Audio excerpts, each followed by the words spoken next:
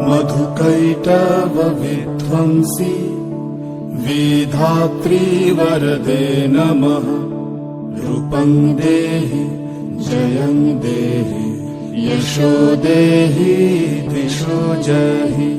महिषासुरनिर्णाशि भक्तानां सुखदे नमः। रूपं देहि जयं देहि यशो देहि दिशो जहि। धूम्रनेत्र वधे देवी धर्म कामार्थदायिनी। रूपं देहि जयं देहि यशो देहि दिशो जहि। रक्तबीज वधे देवी चण्डमुण्ड विनाशिनी। रूपं देहि जयं देहि यशो देहि दिशो जहि।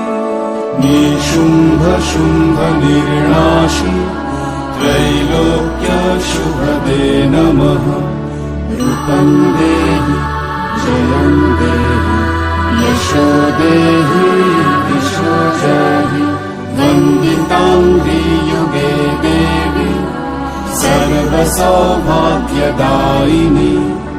रूपं देहि जयं देहि यशो देहि दिशो जहि। अचिन्त्य रूप चरिते सर्वशत्रु विनाशिनी।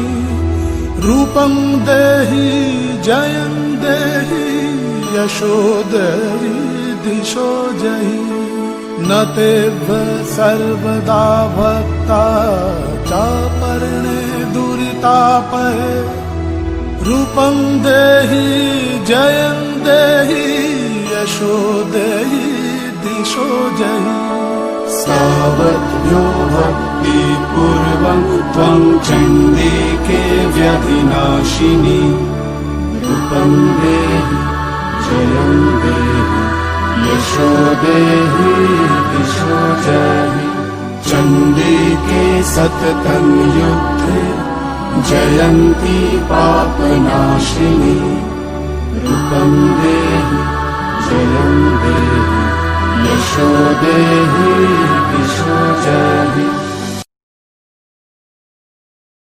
कितने उमंग से 1 वर्ष पहले से ही हमें दुर्गा पूजा का इंतज़ार रहता है। 4 दिन की पूजा है, लेकिन उसके उपलक्ष्य में तैयारी महीनों से आरंभ कर देते हैं। हर जगह सुंदर पंडाल, लाइटिंग्स की सजावट होती है। माँ के स्वागत में कोई कमी न रह जाए, इसका बखूबी ध्यान रखा जाता है। और फिर आती है पूजा, जिसमें हमारी खुशी का ठिकाना ही नहीं रहता। चाहे 9 दिन की नवरात्रि हो, चाहे वही 4 दिन की दुर्गा पूजा, उसको दिलो जान से हम मनाते हैं। चारों तरफ खुशी का माहौल रहता है।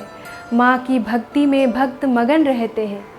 मिट्टी की मूर्त को ऐसे सजाते, ऐसे संवारते जैसे माँ चैतन्य में हमको दर्शन दे रही है। फिर आती है नवमी की निशी।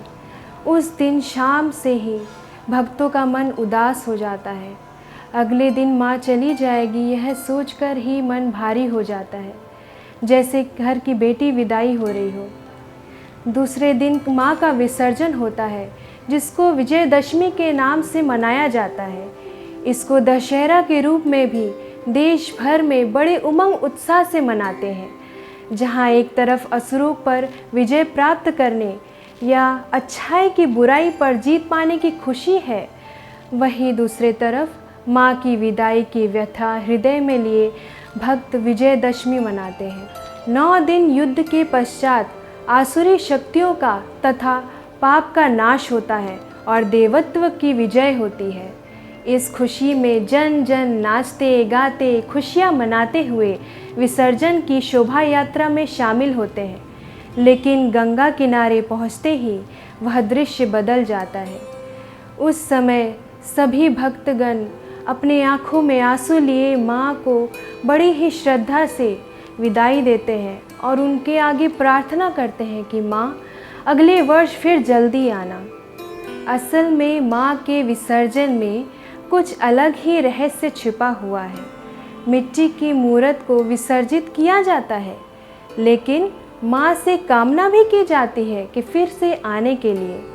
इसका मतलब यह है कि यह शरीर 5 तत्व का बना हुआ मिट्टी का पुतला है जो विनाशी है, और आत्मा अविनाशी है जो बारंबार अपनी भूमिका अनुसार एक शरीर बदल दूसरा लेती है।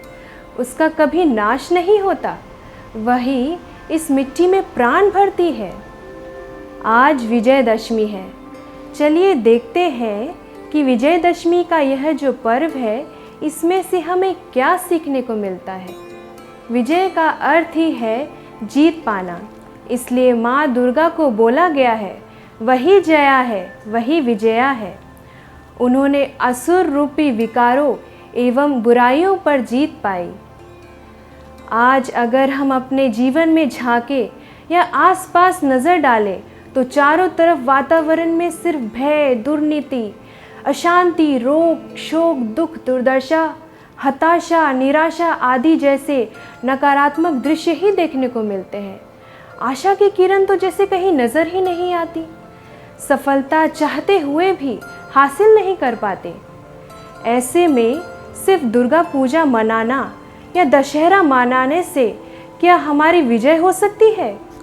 आत्मा जब स्वयं को पहचान परमात्मा से शक्ति ले, खुद को इतना शक्तिशाली बनाए कि स्वयं के मन पर भी राजाई कर पाए, सर्व कर्मेंद्रियों को नियंत्रण में रख कर्म व्यवहार में आए, तभी दिव्यता पूर्ण व्यक्तित्व की अधिकारी बन सकते हैं। अपने अवगुणों और सर्व कमी कमजोरी पर विजय प्राप्त कर सकती है। अपने अंदर सबके प्रति शुभ भावना, शुभ कामना जागृत कर सकते हैं। हर एक व्यक्ति अगर ऐसे खुद को परिवर्तन कर महानता को प्राप्त करे तो व्यक्ति से परिवार, परिवार से समाज तथा संसार परिवर्तन होने में समय नहीं लगता। यही है सच्ची विजयदशमी मनाना। देवी माँ के विसर्जन के साथ साथ अपने अंदर की कमी कमजोरियों और अशुद्ध इच्छाओं का विसर्जन भी परम आवश्यक है। विजयदशमी के दिन दुर्गा मंडप में पुजारी जब माँ के प्राण विसर्जन की विधि संपन्न करते हैं, उसके बाद घर की औरतें माँ को पान पत्ता, मिठाई, सिंदूर, दिया, फूल आदि का थाली सजाकर वरण करते हैं और आपस में एक दूसरे को सिंदूर लगाते हुए मुख मीठा करते हैं। यह रस्म सिंदूर खेला के नाम से परिचित है। लाल रंग विजय का प्रतीक है तथा शक्तिशाली बनने का भी प्रतीक है। इसलिए कोई भी शुभ कार्य में हम लाल रंग का तिलक लगाते हैं। लेकिन वास्तविकता में सिंदूर खेला हो चाहे तिलक लगाना, मना आत्मा परमात्मा के रंग में स्वयं को रंगती है। तभी हम सुंदर, सुखी, स्वस्थ, सफल जीवन के अधिकारी बन जाते हैं, विजयी बनते हैं। आपस में प्रेम, भाईचारे का संबंध स्थापन होता है। एक श्रेष्ठ समाज का निर्माण संभव होता है। इसी की निशानी में दिखाते हुए विजयदशमी के दिन हम आपस में गले मिलते हैं, मिठाई खिलाते हैं, नाचते गाते खुशियाँ मनाते हैं। कहानी तो और भी है। कहा जाता है इसी दिन अयोध्या के राजा श्री रामचंद्र ने 10 शीश वाले रावण का वध किया था, उस पर विजय प्राप्त की थी। उसी के यादगार पर्व में दशहरा के रूप में मनाया जाता है। दशहरा मना 10 हरा। रावण का 10 सिर असल में मनुष्यों में छुपे हुए 10 विकारों का प्रतीक है। जिस रावण रूपी विकार के शोक वाटिका में आज भी आत्मा रूपी सीता फंसी है। श्री राम को जब रावण का वध करना था तो उन्होंने माँ दुर्गा की 9 दिन तक पूजा की और 9वें दिन माँ ने संतुष्ट होकर उन्हें वरदान भी दिया और अपना तीर धनुष देकर उन्हें शक्ति प्रदान की। उसी से दशमी के दिन श्री राम ने रावण को मार गिराया। रावण बुद्धिमान था, विद्वान था और बहुत शक्तिशाली भी था, लेकिन इसके बावजूद भी उसका पराजय हो गया, क्योंकि रावण अशुभ शक्ति, अहंकार तथा व्यभिचार का दृष्टांत है, जिसका नाश होना हर समाज के लिए अत्यंत आवश्यक है। आज भी पूजा पाठ भक्ति करते हुए अगर हमारे अंदर इस बुराई का घर है, तो आज भी हम असुर को अपने अंदर पाले हुए हैं। हर साल हम रावण का पुतला जलाते हैं, पर क्या रावण सच में मरता है? आइए इस वर्ष देवी माँ से शक्ति लेकर अपने अंदर की सारी बुराइयों पर जीत पाएं और रावण को हमेशा के लिए जलाकर भस्म करें। परमात्म शक्तियों से आत्मा रूपी सीता को हर दुख, कष्ट और बंधनों से मुक्त कर सच्ची दशहरा मनाएं। खुद भी शक्तिशाली बने और जो कमज़ोर है, हिम्मतहीन है, मजबूर है, उन्हें भी सहयोग दे, उनका भी कल्याण करें। आज तक हम सिर्फ दुर्गा माँ से वरदान मांगते आए, लेकिन उनके जैसा खुद को शक्तिशाली नहीं बनाया, उनके गुणों को जीवन में धारण नहीं किया। अब समय आ चुका है कि हम किसी और के लिए ना सही, किंतु अपने जीवन में तो विजयी बने। अपनी कमज़ोरियों को तो निकाल फेंकें, अपने अहंकार के सिर को काट बीती बातों को भूल आपस में प्रेम, शांति और मित्रता का वातावरण निर्माण करें।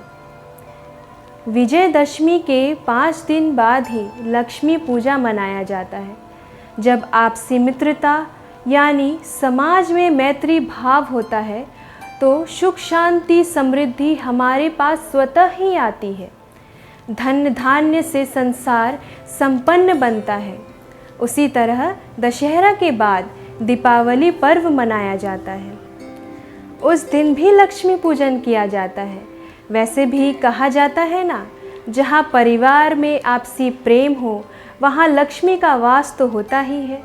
तो आइए इस बार हम सभी माँ के विसर्जन के साथ साथ अपने अंदर की सभी बुराइयों का विसर्जन देकर लक्ष्मी माँ का आह्वान करें और सच्ची धन की प्राप्ति करें।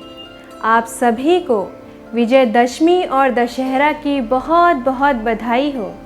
ओम शांति। ओम शांति। आज विजयदशमी है, इसलिए सबसे पहले आप सबको मैं प्रजापिता ब्रह्मा कुमारी ईश्वरी विश्वविद्यालय की तरफ से बधाई देते हूँ। आज बहुत खुशी का दिन है कि आज रावण वध है, अर्थात हमारे सुख के दिन की शुरुआत। 4-5 दिनों से आप सबने बहुत आनंद लिया होगा एवं बहुत कुछ नया जानने को मिला होगा। मुझे पूर्ण विश्वास है कि आप सब अपने नित्य जीवन में इसे लाने की पूरी कोशिश करेंगे, किंतु ये संभव तभी होगा जब आप राजयोग की प्रैक्टिस करेंगे। राजयोग ही एक ऐसा एकमात्र उपाय है जिसमें हर समस्या का समाधान है। राजयोग है क्या? राजयोग अर्थात आत्मा का उस परम आत्मा से मिलन, ज्योति का उस परम ज्योति से मिलन, सोल का उस सुप्रीम सोल से मिलन। अब ये कैसे संभव? आपका ज़्यादा समय न लेते हुए मैं इतना कहूँगी आप सबको कि हमारे यहाँ 7 दिन का एक 7 डेज कोर्स होता है, जिसमें एक एक सब्जेक्ट पर बहुत अच्छी तरह बताया जाता है। हमारा पहला लेसन है ही मैं कौन, अर्थात आत्मा क्या है, कहाँ से आई हूँ, कहाँ जाना है, क्या करने आई हूँ और क्या करके जाना है, सेल्फ रियलाइजेशन। सेकेंड कोर्स है हमारा परमात्मा कौन है, कहाँ रहते हैं, कब आते हैं, क्या करते हैं। थर्ड लेसन है आत्मा एवं परम आत्मा का मिलन, जिसका नाम है राजयोग। बहुत सुंदर लेसन है। फोर्थ लेसन है आगे हम क्या थे, अभी हम क्या हैं, भविष्य में हम क्या बनने वाले हैं। इस प्रकार 7 दिन का ये वंडरफुल कोर्स है। आप करते जाएंगे और अपने जीवन को आनंद से भरते जाएंगे। तो चलिए आइए हमारे पास के सेवा केंद्र में प्रजापिता ब्रह्मा कुमारी ईश्वरीय विश्वविद्यालय, गांगुली पाड़ा, श्यामनगर। फ़ोन नंबर आप नोट कर सकते हैं 9477233540। ओम शांति।